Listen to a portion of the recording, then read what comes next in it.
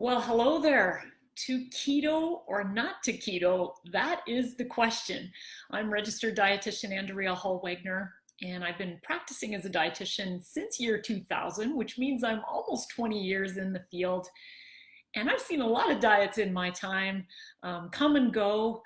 And lately, we're hearing a lot more about the keto diet. So I did want to just dive right in and give you a little bit more information about what the keto diet or ketogenic diet is all about, whether you should be following it or not, and really dig into some of the questions people have around weight loss, sports performance, and health related to the keto diet. So we're going to dig right in. I've also got an extra link that you can feel free to go and grab and read up a little bit more information on today's topic that we're talking about. So if you look in the material right beside this video, you're going to see the web link where you can go and grab that cheat sheet or notes about what this is all about. It's healthstandnutrition.com/keto diet if you wanted to grab that resource. Okay, so first of all, what is the keto diet? I think we want to start there, just for those of you that might be new to this and have heard a friend following this and you're wondering what this is all about. So, of course, the keto diet is really an extremely restrictive diet in carbohydrates. And of course, carbohydrates are coming from all of those most loved foods by many of us, things like your grains, your pastas, rice, things like starchier foods like potatoes and corn, cereals, those kind of things. And then carbohydrates are, of course, also found in dairy foods such as milk and yogurt. That's the lactose part of those foods. That is the carbohydrate there. And then carbohydrates are also found, of course, in fruits. Fruits are almost entirely made of carbohydrate with a few, little bits of proteins and fats added in as well, of course. And then sweets are, of course, a large source of carbohydrates as well, and sauces and candies and all of those delicious things in the dessert category. So with the keto diet, when we look at what typically is used, and there is a little bit of variation in how people define the keto diet, but typically we're talking about less than 50 grams of carbohydrate a day. And what that actually looks like in food is about 1 cup of rice, or maybe 1 banana and 1 apple. Either one of those options would be what we'd consider the maximum dose of carbohydrate found in the keto diet. So you can see it's not a lot. So what is happening in the keto diet is when you severely restrict carbohydrate, this causes your liver to turn fats and certain amino acids into ketones. And ketones are an alternative fuel source for your brain to run on. Your brain runs exclusively on carbohydrates, and when carbs aren't available, it has to be able to survive. And so the body generates ketones to be able to go about your day and even continue to exist.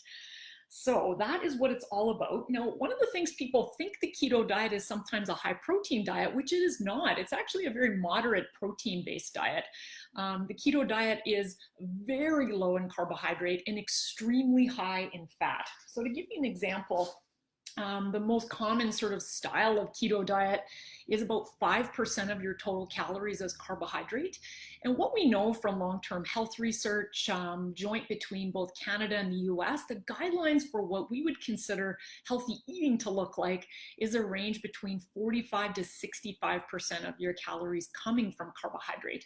And so you can see the keto diet saying 5% is much less, like 1/8 of what we know long-term research has suggested is ideal from a carbohydrate perspective in our diet. Specifically with fat, we know the keto diet is 75% of your calories coming from fats. So we're seeing that drastically different than the 20 to 35% of fat that we're recommending joint between Canada and the US in terms of overall population guidelines.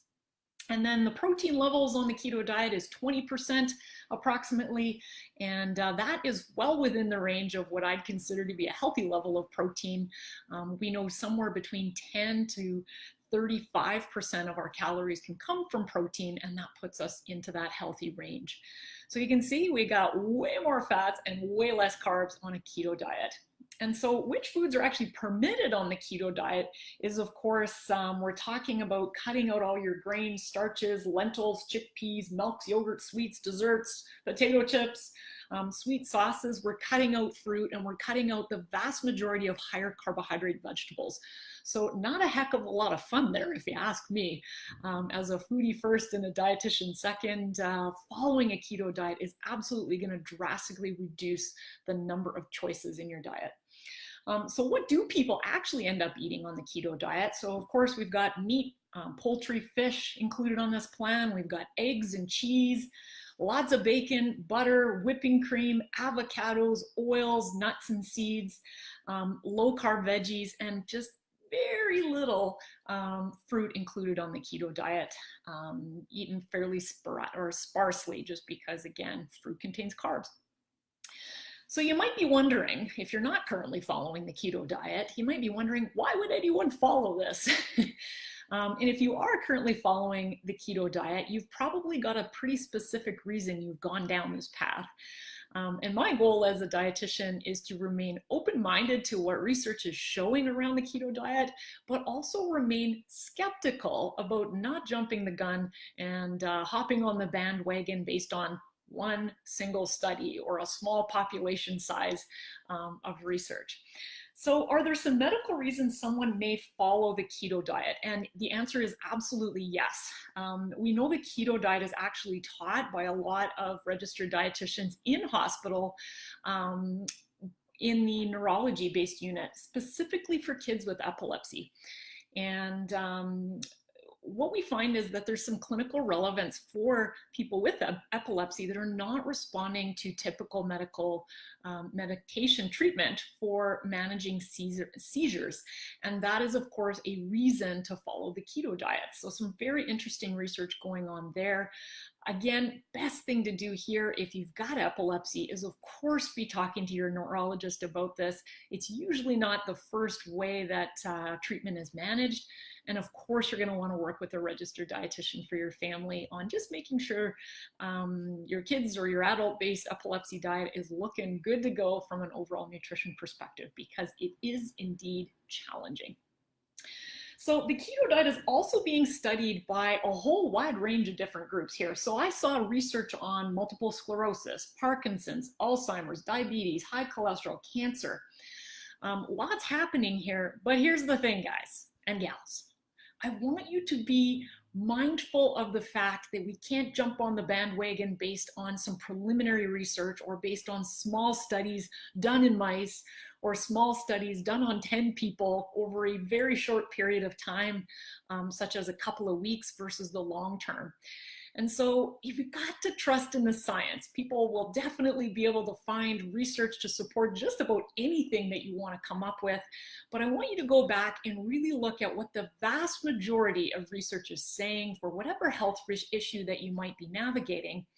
And if you're trying the keto diet right now and you're finding some benefit, but you're a little bit worried about sustainability or if this might be bad for your health, I'm really going to encourage you to speak with a registered dietitian that's up in the knowledge around the keto diet that can really look at some of that information specific for you and help you navigate what might be the best path forward. Really, really key to have somebody that's trained in science be able to help you figure that puzzle out, because it is overwhelming when you start reading stuff on Google, or even when you dig into the scientific journals. It can get pretty overwhelming. And so work with someone that can really break all that down for you and come up with the best eating plan specific for you. So would I recommend the keto diet for weight loss? This is a common question that I've been getting. In fact, I had somebody approach me recently on a phone call and ask me if we could teach them the keto diet, but from a vegan perspective. So they wanted to follow a vegan keto diet. And I thought to myself, how in the heck are they going to do this from an overall nutrition perspective? Because there's so much limitation that's come out. Remember, the keto diet is literally mostly protein-rich foods such as meats, poultry, eggs, nuts, fats and very low carbohydrate vegetables. And so what we know about a vegan diet is it's actually the total opposite. We got huge amounts of carbohydrates on vegan diets coming from all of those grains and lentils and chickpeas, the legume family, lots of fruits, lots of veggies. And so I had to say to this person, I don't think we're the people for you to help you navigate a vegan keto diet because it is so limited in overall nutrition adequacy that I just didn't think we could really do her justice in helping to come up with such a restrictive eating plan. So our practice here is all about balance. It's all about sustaining whatever nutrition plan you choose to follow for the longer term. And my worry was that we couldn't do those things for her. So I remain open to looking at so many different ways that we can navigate healthy eating and help our clients that are contacting us around weight management. But I am going to say, can we get you to eat the most variety possible? Because what I know after working as a dietitian now for close to 20 years is that we've got to have something you can sustain for life. And the more variety you have, typically the easier it is for you to navigate real life, dinner at your neighbor's house, go on vacation, teach your family and your kids healthy eating patterns. When we start to get so many unnecessary food restrictions into play, it really does influence our relationship with food, both psychologically and from a sustainability perspective. So while you could lose some weight on the keto diet, back to this discussion around, can you lose weight on the keto diet? Of course you can. You can lose weight on any diet for that matter, as long as the calories overall shift. But even then, up to a point, because we know so many factors influence our weight above and beyond just calories in and calories out, like the diet industry likes to talk about. There's genetics, there's stress, there's sleep, a whole array of different factors that influence weight. But if we look at it from a nutrition perspective, you might lose weight on a keto diet simply because you've dropped calories. Whenever you have less variety of food choices, sometimes that just limits the number of calories you're taking in because you're just not maybe having that much choice. Secondly, we know carbohydrates, of course, store water on the body. 1 gram of carbohydrates stores 3 grams of fluid or water on the body. So if we take out a massive amount of carbohydrates, you're going to lose an extensive amount of water within the course of a week. It could be like, in some cases, 10 or 20 pounds of weight coming off, totally related to hydration. So technically, following any kind of a low-carb diet tends to dehydrate a person, and that's not the same as true overall weight loss from a body composition perspective. The other thing that we know about the keto diet is because it is so high in fats and obviously a moderate level of protein in there, protein and fat offer satiety. And so sometimes people just feel a little bit more full or sustained because of the slow amount or the slow level of digestion that fats and protein take in comparison to carbohydrate. So that doesn't mean we need to live on fats and proteins to be able to keep full, but it does really illustrate the important point that without enough protein and fat in your diet, you're going to get hungry more often simply eating a diet that is just widely available or maybe too high in carbohydrates. So here's my take, and again, everyone's going to have a different opinion, but as a registered dietitian looking at the science, I absolutely don't believe that you need to follow the keto diet from a weight perspective, or any other diet for that matter. What we know is that, again, placing those unnecessary food restrictions often leads to binging, it often leads to overconsumption, and it usually leads to a very much a dieting mentality that sets you up to have a crappy relationship with food and your body, and starts that often yo-yo pattern that we see literally every day in our office here from people that have tried so many different eating styles and plans that are just so hard to sustain. So I stand for balance, for variety, for having as much fun and flexibility in the types of foods that you're enjoying as humanly possible, because I want you to be able to do this for life. So it's no surprise that I'm not a fan of the keto diet for any of you that have followed our materials earlier before. The other thing to note about the keto diet is that, of course, not all eating styles are actually good for health. So just because it actually causes you to lose weight doesn't necessarily mean it's also going to address your health. taking out a huge number of fruits, taking out higher carb vegetables, taking out all of the legume families such as your chickpeas, lentils, hummus, and black beans, let's say. We know there's so much good research to support those plant-based foods are wonderful from a health perspective. And so we are going to run into some different changes in what your overall nutritional status would look like following the keto diet. So typically we're going to see your fiber levels drop. We're going to see key vitamin and mineral levels as well as phytonutrients from those plant-based foods in much lower supply. And here's the interesting thing about weight loss, folks.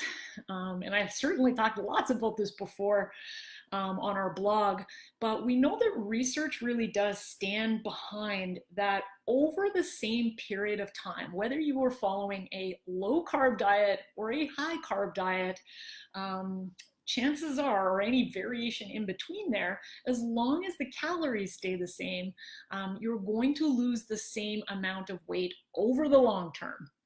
Now again, on a low-carb diet, you're going to lose faster weight quickly because of that initial water shift that's happening off the body.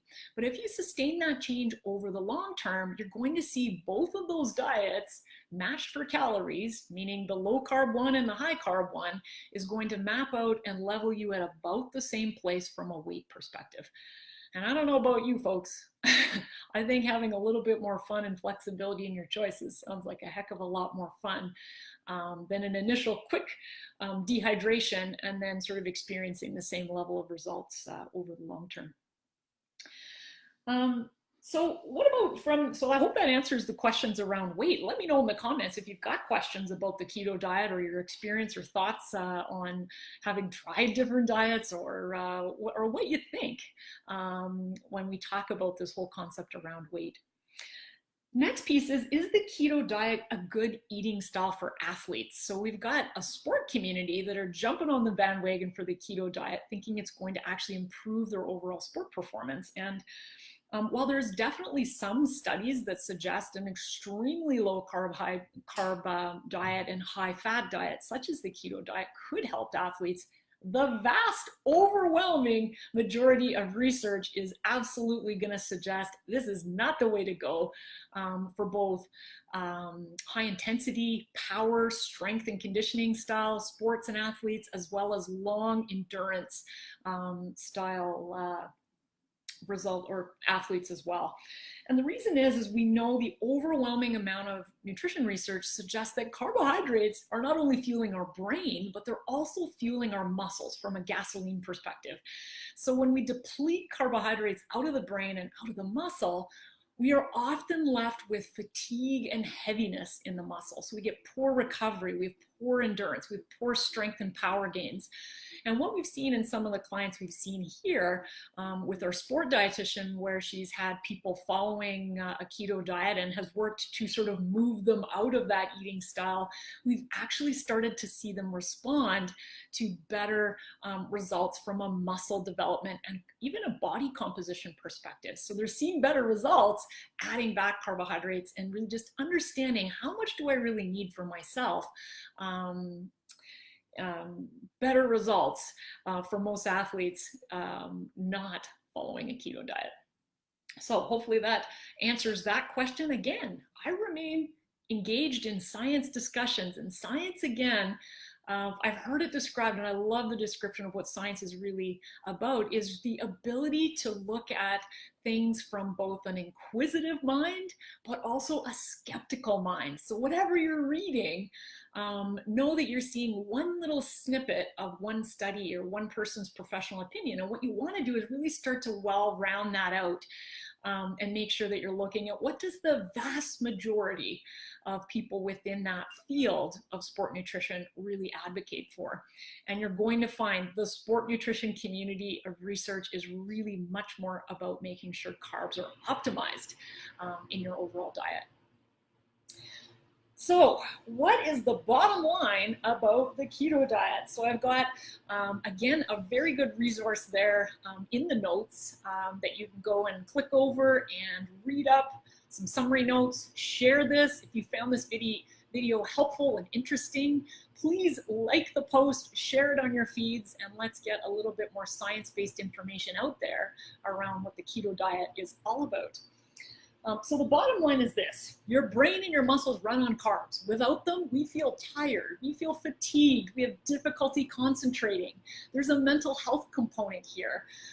We see people that are carbohydrate deprived having more issues with depression, more issues with anxiety, and a much more obsessive relationship around food. We also see people that are carb depleted here struggling with athletic performance from a recovery perspective and being able to push hard and see the results that you want in the gym or in that athletic endeavor that you might be on. We also see number 2, sustainability is a massive issue with any kind of a diet like this. So let's not forget, the keto diet kind of reminds me of the Atkins diet of the past. Fad diets are going to come and go. And again, sustainability is always going to be at the forefront of what is going to be challenging here. So whenever you limit a huge variety of foods, you might be able to do it for a while. But as people, I can see all the keto recipes surfing on the net right now. And what I'm seeing is recipes that take normal flour out and put in almond flour and avocados and sugar alternatives, and this is just not food from my perspective. I want you to eat normal stuff, healthy ingredients that your grandparents would actually recognize as food. So sustainability, in my mind, going to be a challenge.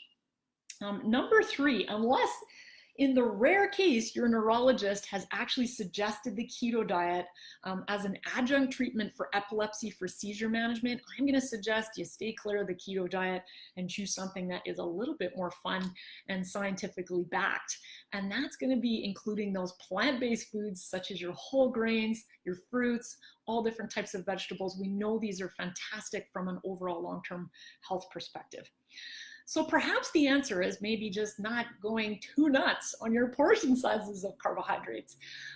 We know people overdo them. We know people eat sometimes too much junk food and too much desserts and sweet things, but it doesn't mean you need to eliminate them. You need to have some context as to how much you need based on your age, your gender, your height, your activity level, and that's where an experienced registered dietitian can come in to really help put that into context for you. So you get enough carbs for health and enjoyment, but also not too much, and have yourself maybe running into some of the health or weight challenges that you hear about when it comes to carbs. Number 4, if you have a chronic history of dieting, or if you have had an eating disorder in your background, I absolutely am going to tell you to run away from the keto diet, because it's only going to fuel more obsessive thinking about food. It's only going to fuel more binging, more purging for those of you that are struggling with bulimia. And it's really just not a conducive way to really honor your hunger, honor your body, and honor a more healthy, diverse relationship with food. And so we specialize a lot in that area here, and certainly when we have too many restrictions, we tend to find that it actually makes things far worse than having the courage to learn to tolerate and love a wide range of foods.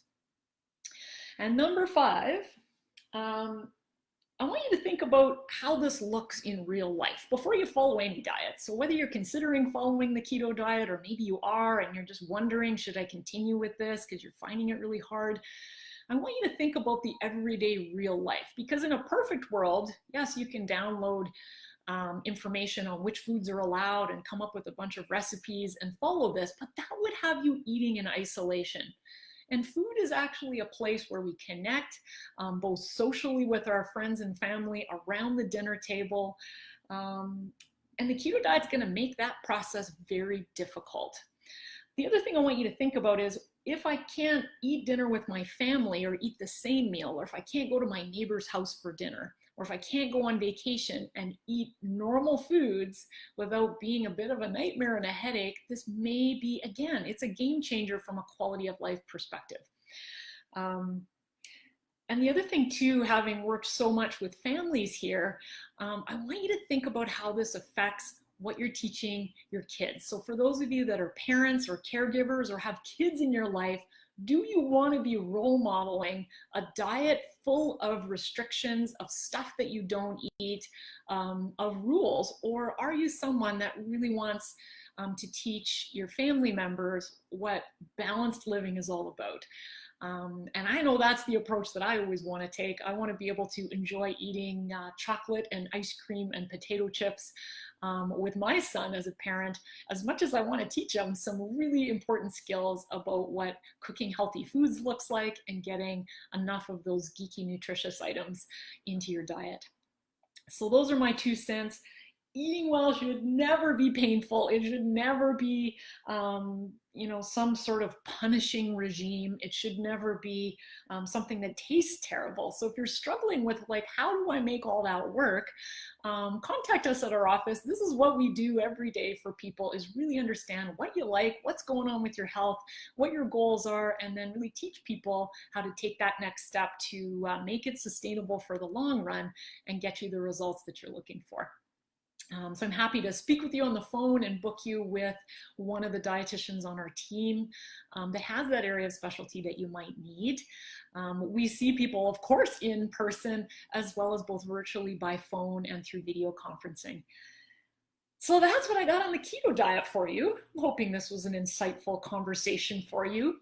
Again, I've got that extra resource over there next to the video. You can download this for a full kind of summary of some of the key messages that I talked about today on this video.